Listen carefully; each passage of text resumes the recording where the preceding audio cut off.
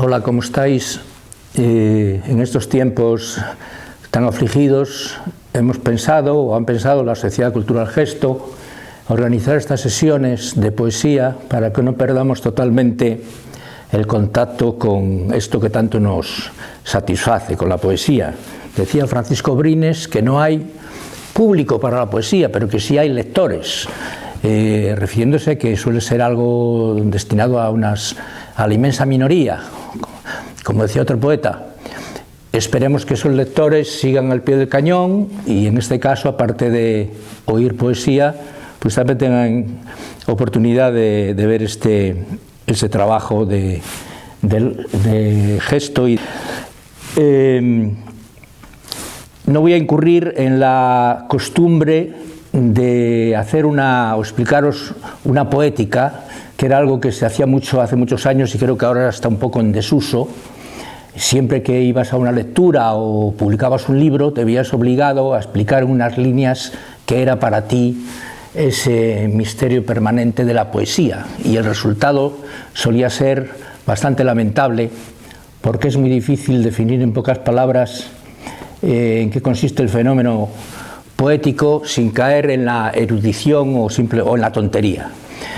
A mí me parece que todas las definiciones que han hecho los poetas, incluso las más conocidas, como Machado, que decía aquello de la palabra esencial en el tiempo, o Vicente Aleixandre, que hablaba de que la poesía es comunicación, o incluso el recientemente fallecido de nuestro querido poeta catalán, que hace poco estuvo aquí en Gesto acompañándonos, dijo también hace poco que la poesía era un instrumento de consuelo.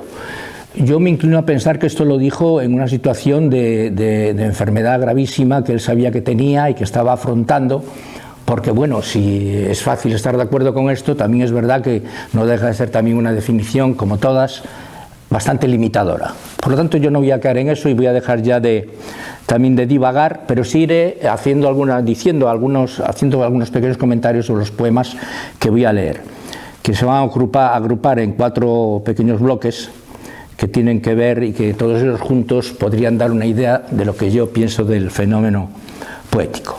El primero tiene que ver con lo que pasa. De este primer bloque de 3 poemas o 4, lo que pasa es, como sabéis, esta terrible pandemia que creo que nos ha alterado a todos en lo más profundo y en lo más cotidiano de nuestras vidas. El primer poema se llama Manos. Las manos son un órgano que ha pasado de repente a tener una función que hasta ahora era desconocida, ¿no? Y la función en primer lugar de no poder utilizarlas, y en segundo lugar de sustituirlas por algo tan insólito y tan surrealista como es el codo. Nadie podíamos pensar que íbamos a saludarnos frotándonos el codo y prescindiendo de algo tan cercano como las manos, que son para acariciar, para tocarnos, para reconocernos. El poema se llama Manos. Cuando todo era normal, abundaban los pálidos poetas que perseguían sin tino a las muchachas rubias. Por definición, las manos blancas de aquellas niñas no ofendían, y aunque ellos eran fervorosos discípulos de Onán, nadie se atrevía a bromear a costa de sus manos. En el tiempo aquel, los hombres y mujeres que vivían por sus manos esperaban que las cosas mejorasen y podían usarlas sin recelo para dar, para pedir, para compartir caricias. Incluso los más menesterosos parecían satisfechos con sus manos, a pesar de que solo les servían para arrastrar los fardos de la vida. Y no envidiaban las manos de los ricos, cuidadas y enfundadas en ociosa cabritilla. Por eso cuesta tanto admitir esto de ahora. Caminar perplejos y contritos, perdidos en un bosque de manos enemigas que nos contagian, contaminan, matan. El siguiente poema, también relacionado con los efectos de la pandemia en este caso, tiene un sentido humorístico en parte. Creo que el humor es algo muy olvidado en la poesía contemporánea, y yo particularmente soy gran admirador de los eulipianos, de los surrealistas, de los patafísicos que usaban el humor como algo central en su poesía. Esto se llama Laus Deo. Con intención profiláctica, sin duda, así lo ha dicho el obispo. En el trato con el otro y en el culto debido a los objetos sagrados, recusemos, hermanos, desde ahora, tocamientos, abrazos, besuqueos, porque son más hermosas y condignas la intensidad cordial de la mirada, la inclinación discreta de los cuerpos. Otro poema en el mismo tono lleva una dedicatoria, digamos, o un comentario que dice: palabras que pueden ser de tantas viudas repentinas de este tiempo, la gente que ha muerto sin ni siquiera poder despedirse de sus seres queridos. Se llama Virus Vieja. Fui la mujer sucia de besos que se sentaba al borde de la cama y te ofrecía la última caricia antes de encaminarse hacia el lavabo. Tú ya dormías y había un niño tosiendo detrás de ese biombo. Creo que alguna vez nos escuchaba. Fui la del huevo de cristal y el acerico, la del remiendo invisible en la culera del hijo, la del cuartillo de aceite, el asperón y manos arrasadas de lejía.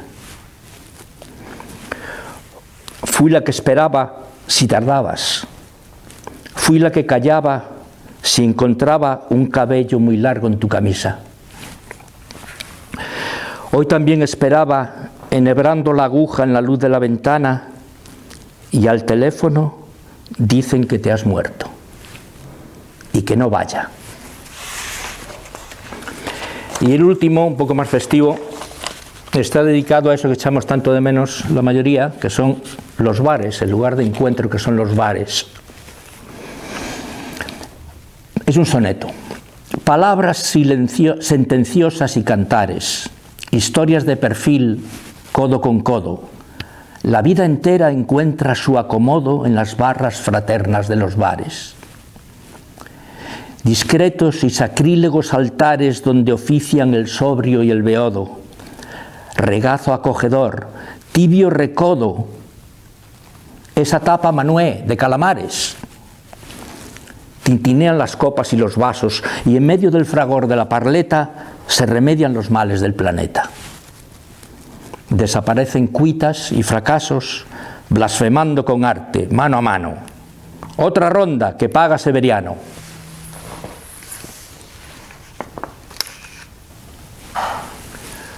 Este segundo bloque está más relacionado con lo que pasa a nuestro alrededor, con lo que pasa en nuestro país, en nuestros países. Vuelven los de la caspa, los de la cochambre, los que desprecian, los que depredan, los que destruyen y se esconden detrás de una bandera, los que escuchan decir gente, pero no traducen pueblo. Los culpables sin disculpa de este drama sin grandeza. Ninguno de esos debiera dormir tranquilo esta noche. Y ya están aquí, oídlos con cuidado.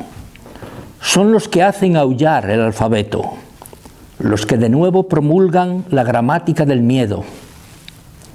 Falsificaron adverbios y adjetivos, mudaron de lugar los predicados, confundieron los nombres, corrompieron los verbos. Sobre eso levantaron una Babel de horror y desespero. Oídlos y cuidaos. El siguiente es un díptico compuesto por dos sonetos escritos al hilo de los sucesos, sobre todo de Cataluña de 2017 y su correlato en el resto del país que todavía vivimos. El primer soneto se llama Cataluña, octubre de 2017. Castañuela, tricornio, barretina, cocidito, gazpacho, escalivada, y anunciando la nueva escabechina, las banderas de siempre y la estelada. Patulea incendiaria que berrea en la tele, en la radio, en las tabernas, Y ese facha que llama a la pelea con la voz que le brota entre las piernas. Y lacayos y momias y traidores que pasean ufanos en cortejo reclamando la pulpa y el ollejo. Son de parto o de muerte los dolores. ¿Quién los ha? Pero nadie está seguro. Y el corrupto mayor fumando un puro. El segundo se llama Spain 2018. Bucaneros, corsarios y piratas, los corruptos birlando en sus asuntos, 1 millón de asesores y de adjuntos, y la plebe penando en alpargatas. Epidemia de córvidos y ratas, criminales que siempre son presuntos, tertulianos idiotas, cejijuntos, y mindundis mandando a 4 patas. Mucha gente feliz en su cochambre, una tribu palurda y resignada con su bruta miseria y con su hambre. Y nosotros, mirando nuestro ombligo, roja igual la bandera o estelada, confundiéndonos siempre de enemigo. Este otro es un experimento aquí métrico que hice y que lo atribuí de manera jocosa a la última novia de Leopoldo María Panero en Tenerife. No lo hizo la última novia de Leopoldo María Panero, sino lo hice yo. Era ver la reacción que producía. Se llama Mi país es mi país, es un soneto en eneasílabos. Siguiendo un poco la estela de lo que decían los de Ulipo, los franceses de Ulipo, propugnaban una literatura restrictiva. Es decir, que decían que al contrario de los surrealistas que propugnan la escritura automática, André Breton y compañía, ellos decían que no, la literatura tiene que partir de restricciones. Y entonces, por ejemplo, se imponían un soneto y lo que iban a escribir tenía que tener forma de soneto. Así hicieron múltiples experimentos. Escribieron novelas solo con la letra omitiendo la vocal E y cosas por el estilo, ¿no? Yo aquí me propuse hacer un soneto eneasílabo. Se llama Mi país es mi país, torpeza, molicie, desidia, un córvido atento que acecha, a la rótula izquierda maltrecha, amnesia, estulticia, perfidia. La cáscara ruin de la envidia, forúnculo, pus, una brecha, la escápula diestra deshecha, silencios que tapan la insidia. Perdido en tu infame maraña, me roigo las uñas con saña y arrojo a la pira mi lira. Te envío mi furia y mi ira, península sola cizaña, patética y ríspida España. Este poema, como los anteriores, habla también de un territorio que no está en la península, pero que está en nuestra historia y en nuestro corazón que es el Sáhara Occidental. Se llama Ensmara y está dedicado a Gonzalo Moure, excelente escritor y amigo que ha hecho mucho por llevar la cultura y la poesía a esas 300.000 personas que están allí en la Hamada argelina debido a la incuria y al descuido de los gobiernos. Se llama, como digo, Ensmara. Ese joven pensativo, con su dedo infectado y su divieso, está junto a la sombra diminuta de un ave, la única que vuela en la Hamada, el ave que se llama Bubisher. Ese joven jamás anudó la bota sin cordones, ni atravesó una calle por el lado peor. Y mientras la cabra que roe los cartones bala entre las piedras calcinadas, imagina que en la arena se dibuja la sombra de un fusil. Luego el joven de que hablamos se adormece. En el sueño navega por aguas muy lejanas y escucha el fragor sordo que nace después de las derrotas o crece ante la ausencia del amor. Ese joven, con su dedo infectado y su divieso.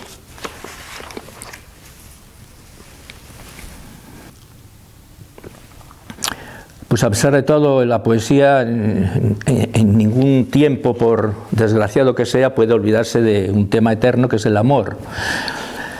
Voy a leer un poema de amor dedicado a una persona que yo quise mucho, de mi familia, que fue mi amiga de infancia y que murió hace poco. Se llama Despedida. Puedo ver a esa niña abstraída, mi amiga más querida de la infancia, con un bastidor de madera entre las manos, mientras borda volutas a la luz de la ventana. Puedo verla también husmeando los trastos del desván, una cometa rota, un bibelot, o volando calle abajo en su pequeña bicicleta verde. Y nos veo a los dos juntos, ella leyendo tebeos de Florita, yo ordenando los míos del Jabato. Como todas las niñas, esa niña crecía muy deprisa y la veo de pronto desentendida de mí y transformada en muchacha. Le han crecido los pechos y se ríe de una forma que no le conocía. En compañía de otras como ella, ya recorre el paseo provinciano las tardes de los sábados. A un lado de la calle, el deseo de aquellos marineros de nombres extranjeros. Al otro, las mocitas casaderas con su revuelo de voces y mohínes. Tal vez si no hubiera sido por un miedo muy antiguo que le pesaba en la sangre, habría zarpado en el barco de aquel Zeus que le hablaba de la belleza de los árboles de Creta. Me escribió mucho más tarde.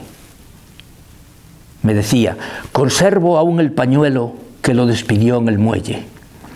Son restos de la batalla entre el sueño y la costumbre. Navega libre, ya puedes. Navega libre, ya puedes.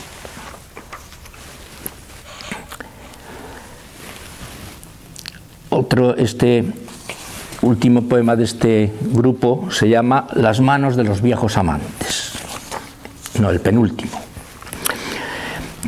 El exangüe deseo todavía se empeña en revivir el delirio del tacto, la victoria de las uñas y labios desquiciados sobre la paz helada de la alcoba. Es una incierta rebelión de canas y manos fatigadas que lentas acarician sin temblor los cuerpos casi mudos. Transitan generosas aquella deslucida geografía de hiel y pesadumbre, los volcanes extintos, las fuentes consumidas, y reposan al fin, ciegas y absortas, en el lecho afligido. Por el espacio hermético del cuarto se extiende la quietud, suena un aliento de pechos desmayados y los dedos se enlazan tercamente hasta alcanzar un único latido. 4 manos de amor contra la muerte, donde sigue habitando la memoria, crepusculares manos invencibles.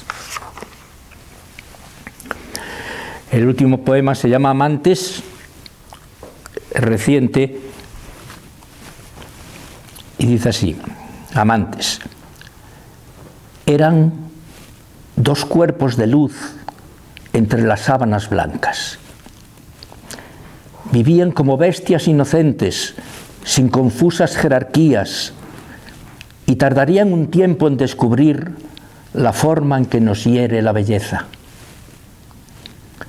Todavía no existían las tinieblas y las bocas se buscaban certeras en lo oscuro. Era el amor, y aún podían, con una sola caricia, reordenar el universo. Él le dijo: no encuentro la palabra que te nombre con justicia. Y olvidaron desde entonces quiénes eran. Y era como si fuera para siempre.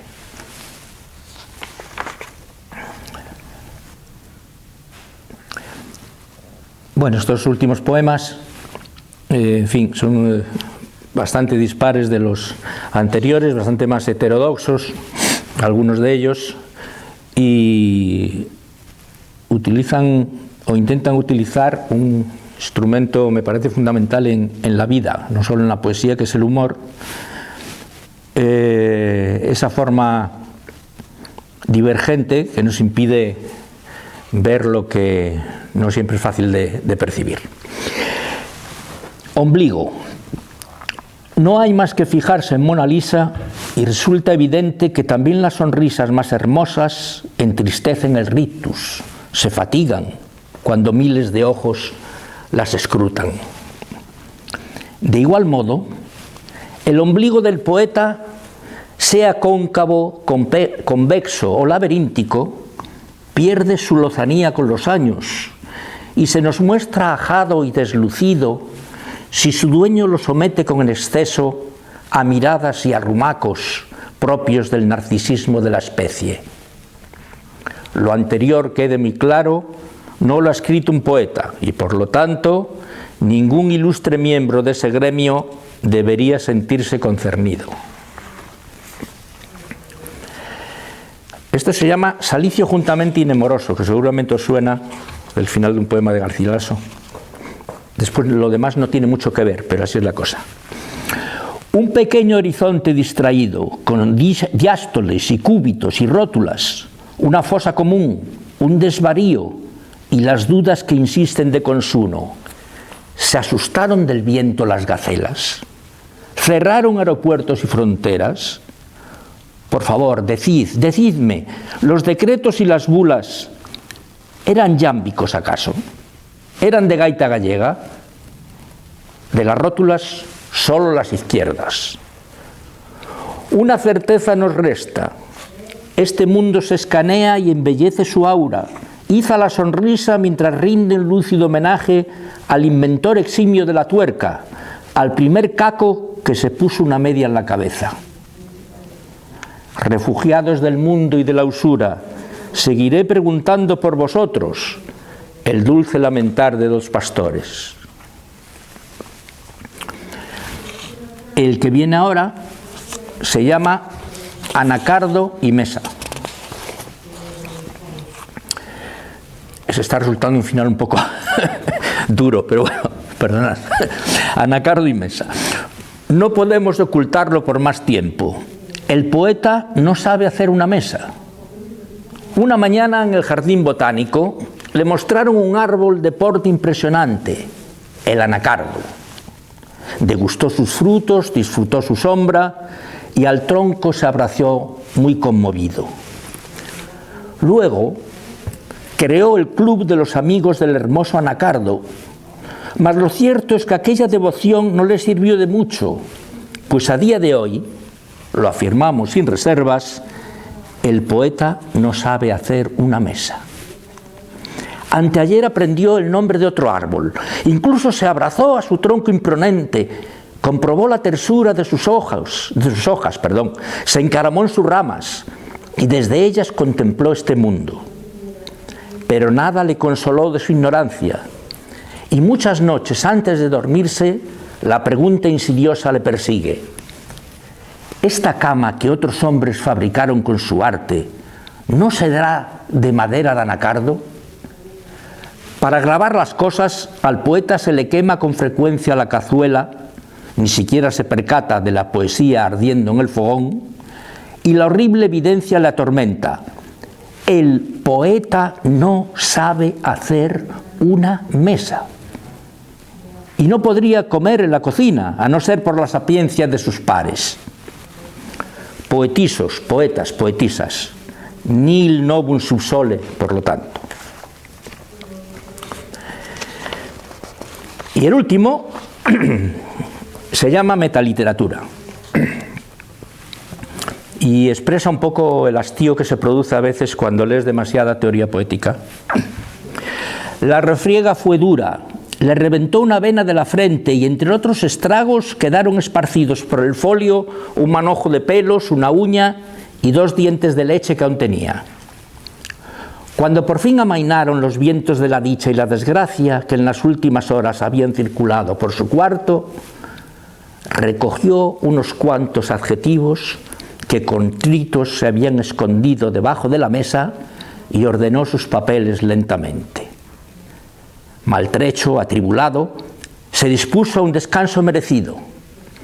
No sabía que la turba aguardaba ese momento y que Dámasos, Bousoños, Spitzeres y Croches, Sosires y Derridas se aprestaban diligentes para perturbar su sueño y ya deconstruían y ya logocentraban y ya estructuraban la modesta efusión de su talento. Muchas gracias.